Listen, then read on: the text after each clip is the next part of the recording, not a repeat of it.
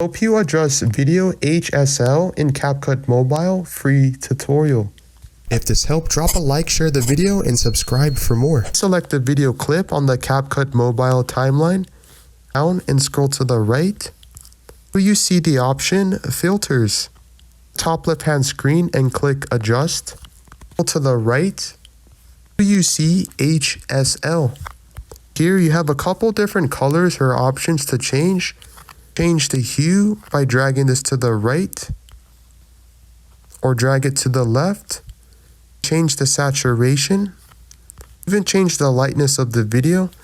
You can mess around with all the different colors in Capcut Mobile completely for free.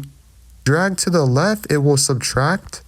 Drag to the right, it will add colors. Once you're happy or satisfied, click the check mark. This is the before. This is the after.